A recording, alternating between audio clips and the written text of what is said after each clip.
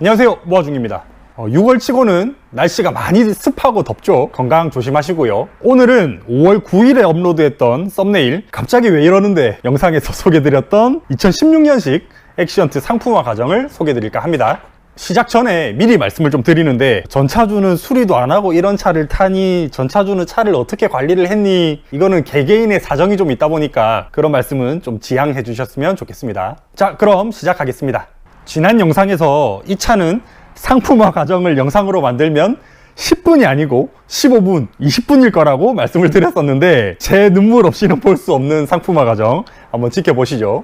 일단 시작은 이렇습니다. 4월 16일에 외관이랑 약간의 누수가 있다는 점 확인을 하고, 엔진 헤드 아세이 교체, 그 다음에 라지에다 신품 교체 했다는 이야기를 듣고 저희가 매입을 했습니다.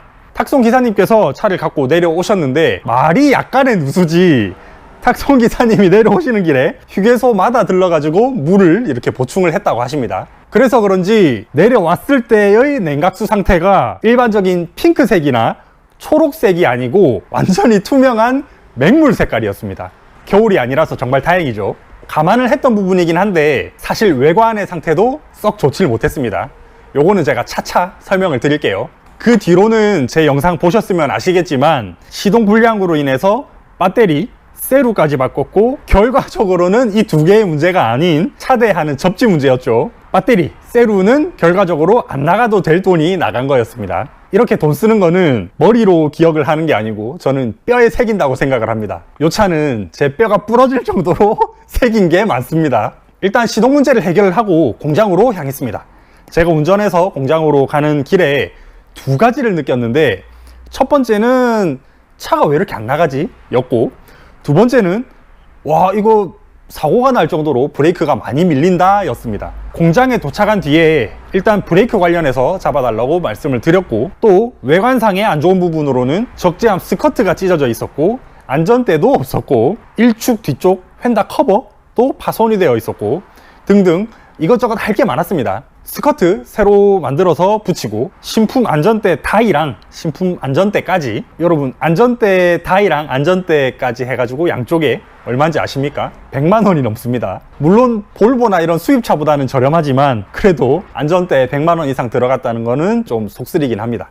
브레이크가 밀리는 거는 본네트를 이렇게 열었을 때 우측 상단에 브레이크 밸브가 있는데 그게 고장나서 그랬었고, 요것도 부속대만 55만 원인가 뭐 그랬습니다. 브레이크 관련해서 또 다른 곳에 있는 호수까지 교체를 했고요. 그 다음에 스티어링 보조 펌프, 운전석 1축이랑 2축 사이에 있는 그 부품에 꽂히는 호수도 갈라져서 거기서 막 파워오일이 줄줄줄 새더라고요. 그것도 호수 바꿔주고 파워오일 샌 거 다 잡아줬습니다. 공장에서 이것저것 작업하는 동안 유리집 사장님이 공장으로 출장을 가셔가지고 크랙이가 있던 전면 유리도 새 걸로 바꿔줬고요. 근데 아직 해결 안 한 게 한 가지가 또 있습니다. 냉각수 누수 작업을 아직 안 했죠. 차가 열이 받으니까 하체 쪽으로 물이 똑 이렇게 떨어지는 게 눈에 보이더라고요. 그래서 사장님께 말씀드려가지고 누수되는 거 다 잡아달라고 말씀을 드렸는데, 하체로 똑똑 떨어지는 거 제외하고 라지에다 쪽 호수 반도가 좀 풀려 있어가지고 그거 꽉 조아서 해결을 하고, 그 뒤로는 냉각수 불 들어올 정도로 물이 새진 않았습니다. 근데 공장 사장님이 하체로 물 똑똑 떨어지는 거는 앞만 봐도 증상이 안 나타난다는 겁니다. 그래가지고 사장님, 이거 분명히 새니까 1시간 동안 시동을 걸어 두시든 하루 종일 거시든 어떻게 해서라도 좀 잡아주십사라고 말씀을 드렸습니다. 그리고 하루 이틀 지났나? 공장에서 전화가 왔는데 누수되는 위치는 찾았는데 작업은 못했다라고 말씀을 하시더라고요. 그래서 찾아가서 말씀을 들어보니까 차가 열이 받으면 남아가스, 그러니까 블로바이 가스, 호수에서 물이 똑똑 떨어지는데 이거는 엔진 공장에서 작업을 해야 될 거다라는 말씀을 하셨습니다. 그러면서 엔진 소리도 좋고 물 새는 양으로 봤을 때는 라이나 고무 6개가 다 안 좋진 않을 거고, 안 좋은 부분만 작업을 하면 될 거다, 이렇게 조언을 해주셨습니다. 아시다시피 엔진 뜯으면 뭐 한두 푼이겠습니까? 지푸라기라도 잡는 심정으로 다른 데서 새는 건 아닐까 하고 EGR 쿨러나 뭐 다른데 이것저것 살펴봤는데, 제가 엔진 오일 캡을 한번 열어봤거든요. 그거 열어보고는 엔진을 까야겠구나 라는 생각을 했습니다. 한번 보실까요?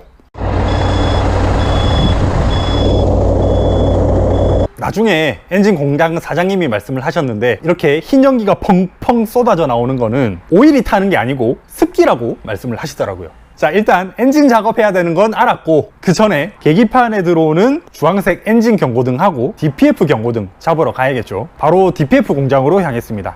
바빠서 차를 맡기고 돌아왔는데 점심시간이 조금 지나서 연락을 주시더라고요. 일단은 배선 교체, 그 다음에 요소수 펌프 교체, 그 다음에 요소수 웃기 교체, 그 다음에 요소수 탱크 청소, 이렇게 해야 된다고 진단을 받았습니다. 보내주신 사진 보니까 확실히 배선이 타 있더라고요. 말씀해주신 부품들 다 교체해달라고 말씀을 드렸고, 저희 사무실에 탁송으로 차가 딱 도착을 하고 수트 게이지를 봤을 때 60%였나 70%였나 그랬거든요. 근데 이게 강제 재생이 안 됐습니다. 공장에서 모든 작업을 끝내니까 게이지가 0%로 떨어져 있었고, 엔진, DPF 경고등 모두 소거가 됐습니다. 출고한 다음에 쭉 뻗은 도로를 달렸는데 출력도 정상으로 돌아왔습니다. 사무실로 돌아와서 사진은 없지만 광택도 내주고 적재함 스티커 싹 새로 붙여주고 실내 세차도 해주고, 또 크랙이 있었던 385 휠 하나 중고로 교체를 해주고요. 저희가 보관하고 있던 타이어로 12바퀴 전부 다 바꿔줬습니다.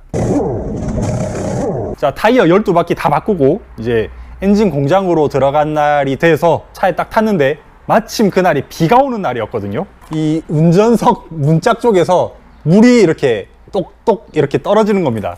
와, 이 차 실내 트림이 이래서 그랬구나 라고 생각을 하고, 이 차 진짜 어려운 차구나 라고 생각을 했습니다. 오케이, 일단 물 새는 건 알았고 어디서 새는지를 빌 쫄딱 맞으면서 봤는데, 사진상에 이 빨간색 안쪽 도어 트림이 있습니다. 이 상단부를 이렇게 만져보니까 고무 안쪽이 다 찢어져 가지고 물이 들어오면 글로 스며 들어갈 수밖에 없는 구조가 되어 있더라고요. 당장에 웨더 스트립을 어떻게 할 수 없으니까 바로 엔진 공장으로 갔습니다. 도착해서 공장 사장님께 엔진 오일 캡 열어가지고 수증기 펑펑 나오는 거 보여드리고, 일단 저는 사무실로 돌아왔습니다. 공장에서 점검을 하고 전화를 주셨는데 라이나 6개 중에 고무 하나가 터져 있는 상태라고 그렇게 말씀을 하셨고, 아마 그쪽에서 누수가 됐던 것 같다라고 말씀을 해주셨습니다. 이미 돈이 많이 들어간 상태라 가지고 솔직히 진짜 솔직히 눈 딱 감고 라이나 구멍 하나만 교체를 하고 라이나 고무 그쪽만 교체를 하고 뚜껑을 닫고 싶은 마음도 정말 간절했습니다만은 그러면 안 되겠죠. 사장님의 추천대로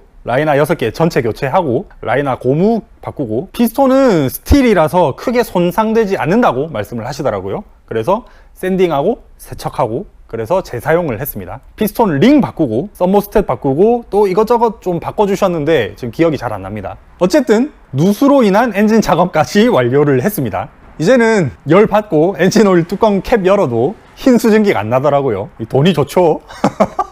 사무실에 이제 차를 갖고 왔고 해야 될 게 또 있었습니다. 실내 누수 잡기. 엔진 공장에서 작업을 하는 동안 저는 모비스에서 웨더 스트립을 주문을 해서 보관을 하고 있었고, 기존의 웨더 스트립 과감하게 뜯어내주고 새로 사온 웨더 스트립을 붙였는데, 이쪽 웨더 스트립은 또 양면 테이프가 붙는 구조더라고요. 이 기존 제품 스티커 제거제 뿌려서 떼낸 지 얼마 안 돼서 새 거를 붙이려고 하니까 잘 안 붙는 사태가 발생했습니다. 최선을 다해서 히팅건으로 열 줘가지고 웨더 스트립 붙여주고, 웨더 스트립 하단에 물 새지 말라고 그 라인 따라서 투명한 실리콘을 쭉 다 싸줬습니다. 그랬더니 비가 와도, 그리고 제가 물을 한 5분 동안 뿌려봤는데 그래도 물이 들어오는 거는 없었습니다. 웨더 스트립 작업하고 기존에 물 자국 있던 실내 트림 다 깨끗하게 닦아줬고요. 또 워셔액 뚜껑이 없어가지고 제가 물 들어가지 말라고 임시 방편으로 비닐로 막아뒀었는데, 웨더 스트립 사면서 워셔액 뚜껑 사가지고 새로 껴줬습니다. 이거 770원 하더라고요. 이렇게 제 눈물 없이는 볼 수 없는 2016년식 액시언트 덤프 상품화가 완료가 됐습니다. 단순히 수리비로만 1,300만 원 정도 사용을 했고, 거기에 추가로 저희가 보관 중이던 타이어값까지 계산을 하면 1,500 정도 썼다고 봐야 되지 않을까요? 거기다가 최근에 1, 2개월간의 차값이 너무나도 많이 빠져가지고 저희가 매입했을 때 팔아야겠다 라고 생각했던 금액보다 한참 못 미치는 금액에 판매를 했지만 어쩔 수 없죠. 이런 차는 차값도 빠졌고 수리비도 많이 들어갔고 손해를 무조건 볼 수밖에 없는 그런 차량입니다. 그래도 저희 선택이었고 나름대로 최선을 다해서 상품화를 했기 때문에 돈을 못 벌고 벌고를 떠나서 어쨌든 후회하지는 않습니다. 상품화 이것저것 했다고 말하기 좋고 유튜브 영상 만들기 좋을지 모르겠지만 제 속은 좀 많이 쓰립니다.